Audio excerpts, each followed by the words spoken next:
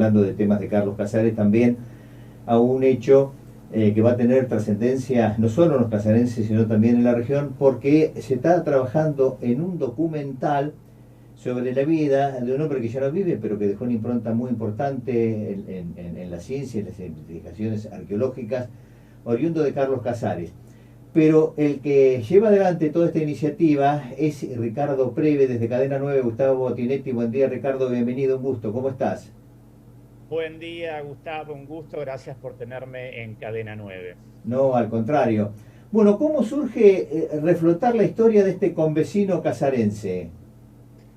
Surge cuando yo estaba en Sudán, estuve trabajando en Sudán del 2014 al 2019 en un tema de arqueología subacuática. Estábamos buscando un submarino italiano de la Segunda Guerra Mundial que se había hundido en la costa de África en el Mar Rojo, por lo tanto teníamos contacto con arqueólogos y antropólogos sudaneses. Y ellos me empezaron a hablar de unas expediciones franco-argentinas a la Nubia de los años 60. Y yo pensé que se equivocaban, que quizás eran expediciones franco-argelinas, ¿no? Porque Argelia era una colonia de Francia. Mm.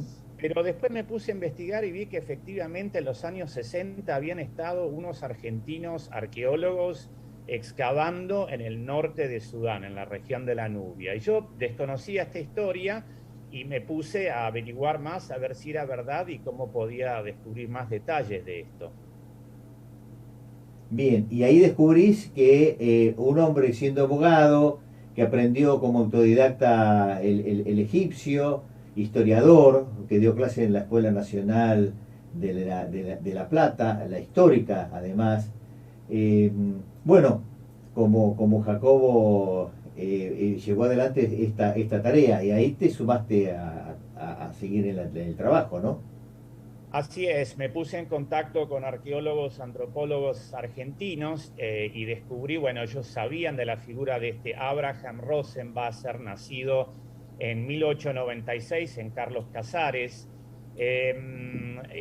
Fue una persona que dejó un gran legado dentro de la comunidad científica universitaria argentina, porque como vos bien decís, de ser abogado y profesor de historia, también se hizo autodidacta en la cultura egipcia, fundó la egiptología en Argentina, fue invitado por Manuel Mujica Lainez a ser miembro de número de la Academia Argentina de Letras, o sea, te das un poco la idea Mm. del porte intelectual que tenía este hombre. Él falleció en 1983, pero su hija, que tiene 89 años, vive en California y a través de ella pudimos saber esta historia de cómo cuando la UNESCO lanzó un llamado de ayuda a los países de todo el mundo para que intervinieran en lo que se llama una arqueología de rescate, que era ir al norte de Sudán, al sur de Egipto, y a medida que subían las aguas del río Nilo debido a la construcción de una represa,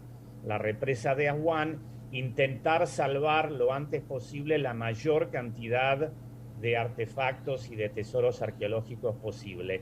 Y se hizo un acuerdo en el cual la mitad de estos artefactos quedaban para el país Sudán en este caso, y la otra mitad eran en este caso para Argentina. Y a mí me pareció extraordinaria esta historia, este coraje de este hombre que logró salvar una gran cantidad de artefactos que hoy la mitad están en el Museo Nacional de Sudán en Khartoum y la otra mitad en el Museo de Ciencias Naturales de la Universidad Nacional de La Plata.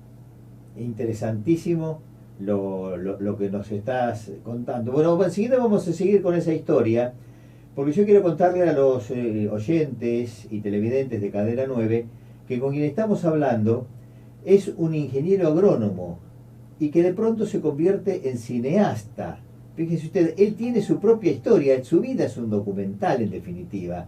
Estaba haciendo referencia a cómo se entera de este hallazgo, de esta investigación de la que participó gente de la zona, y en este caso puntual un hombre de Carlos Casares, porque además él está viajando, está armando documentales. Bueno, ¿cómo incursionás vos en estas historias, Ricardo? ¿Cómo apareces en escena, dedicándote a algo tan típico de esta pampa húmeda? Sí, es una pregunta que me hacen muchas veces los periodistas y a veces parecería como que las estudio es un proceso muy deliberado, riguroso y no es así. Digamos, el mismo hecho de que yo estuviera en Sudán fue hasta un cierto punto fortuito. Yo trabajé mucho con tiburones y tiburones ballena. Sudán, en la costa de Sudán, es uno de los pocos lugares del mundo donde todavía quedan números apreciables de estos animales. Estaba filmando ahí y un guía me dice, pero ¿sabe que acá se dice que se hundió un submarino italiano en la Segunda Guerra Mundial? Y bueno, estuve 5 años trabajando ese proyecto, encontramos la ubicación del hundimiento del submarino, encontramos el cuerpo del único submarinista fallecido y lo logramos devolver a Italia después de 78 años. Y ese trabajo en Sudán fue el que luego me llevó a descubrir la historia del hombre de Carlos Casares. O sea que es una concatenación de eventos, me imagino que hasta un cierto punto fortuita, pero por otro lado viene del hecho que habiendo estado en 80 países en 20 años y tratando de mantener los ojos y los oídos abiertos, llego a estas historias que si considero que una historia es interesante y ayuda a difundir la cultura argentina y el trabajo argentino en el mundo, la persigo y la trato de hacer.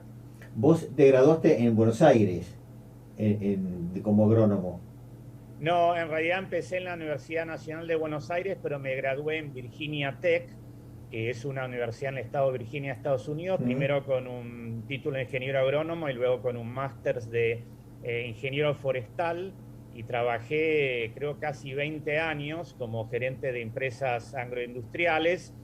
Y luego en el 2001, bueno, como a muchos otros, yo había vuelto a la Argentina, era presidente de una empresa americana que decidió irse de Argentina y dejó a mucha gente, entre los cuales yo en la calle, y por una amistad personal con el director de cine Fernando Spinner, que en ese momento estaba haciendo una película llamada Dios querida Luna, entré a este maravilloso mundo del cine sin nunca haber estudiado y aquí estoy 20 años después.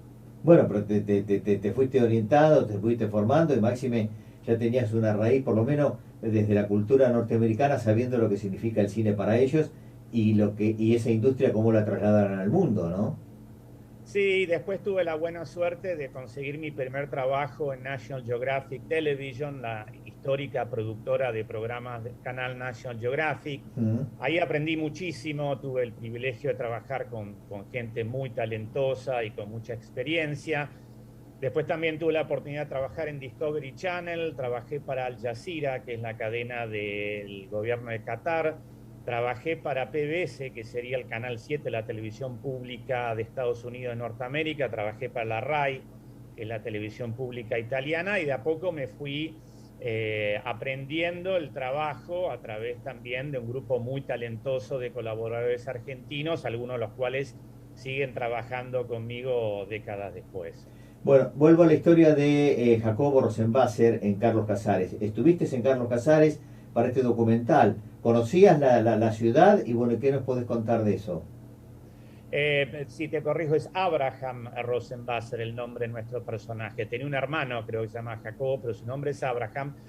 Sí, Sí, correcto. perdón. Yo había pasado, te soy honesto, nunca creo haber estado en Carlos Casares, obviamente yendo mis viajes a la Argentina, he pasado por la ruta, pero fue la primera vez y quiero agradecerle muchísimo a la gente de el Consejo, la Intendente Municipal de Carlos Casares, que nos recibieron con los brazos abiertos, nos llevaron a la localidad de Algarrobos, donde ¿Mm? se encuentra el cementerio original de la colonia judía y donde nació Abraham Rosenbasser alrededor de 1896.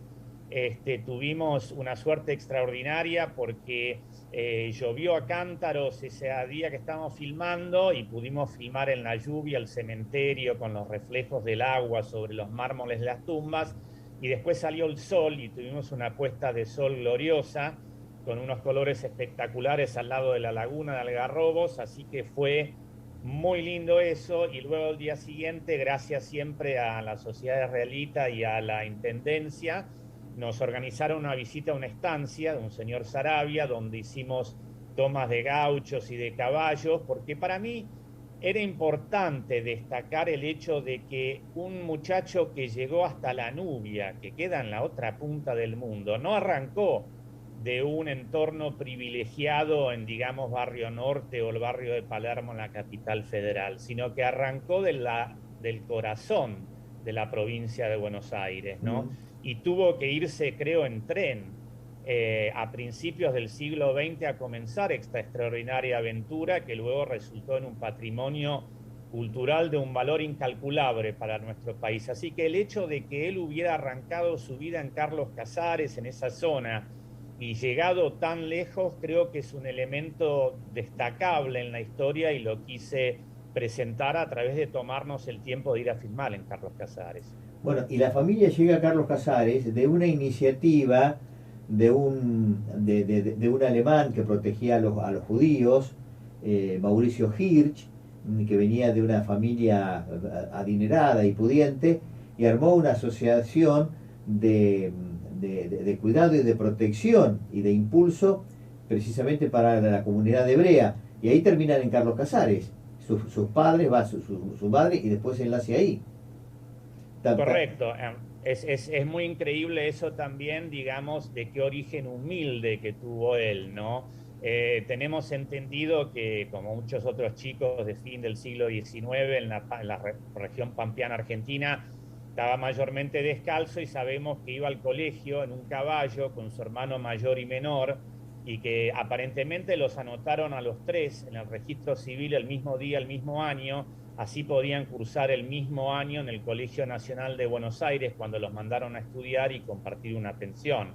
Uno de sus hermanos, su hermano menor, Benjamín Rosenwasser, falleció, no sé, a menos de 20 años de edad, en los brazos de nuestro personaje de Abraham Rosenwasser, y está enterrado este hermano menor ahí en el cementerio de Algarrobos, a unos 15 kilómetros de Carlos Casares, y filmamos su tumba. Así que es una historia, como vos bien decís, interesante y realmente es destacable como un chico de orígenes tan humildes llegó a tal, digamos, estatura, hasta tal posición en el panorama cultural argentino. Ricardo, has hecho otros documentales. Contale a la gente por dónde fueron, por los temas, me refiero, y las otras expresiones artísticas, culturales. Sí, a mí siempre me interesó la idea de darle la voz y la posibilidad de contar su historia a los que no tienen esa posibilidad. Por eso he hecho ya 3 documentales acerca del mal de Chagas. El último salió en la cadena catarí Al Jazeera con el patrocinio, el apoyo de Leo Messi. Y a mí siempre yo crecí en Salta, parte de mi infancia, me pareció siempre muy interesante cómo esa enfermedad que hace estragos, lo hace con gente muy humilde, que no Mm. está acostumbrada a hablar, a quejarse. Es una enfermedad que no tiene signos externos fácilmente mostrables en un documental, así que siempre me pareció un desafío importante y sigo comprometido en tratar de apoyar la lucha en contra del Chagas. Y después varios de mis otros documentales, bueno, los de National Geographic sobre la cultura incaica, incluyendo los fantasmas de Machu Picchu y niños momias sacrificados en Salta, pero también acerca del médico nazi Mengele, acerca de Darwin. Y luego últimamente he trabajado en documentales independientes míos que tienen mucho que ver con la recuperación de la identidad. Los huesos de Catherine del 2015 sobre la primera mujer galesa en fallecer en Patagonia en 1865, y Volviendo a casa, la historia de 44 submarinistas italianos que se salvan de un naufragio durante la Segunda Guerra Mundial y de cómo recuperamos el cuerpo del único fallecido en ese hundimiento y cómo logramos devolver ese cuerpo a su pueblo natal en el norte de Italia, en la región de Piemonte, y enterrarlo en la tumba de su madre. Esos son los temas que más me fascinan, me interesan. Y en tantos años sumergido, ¿en qué condiciones estaba ese cuerpo?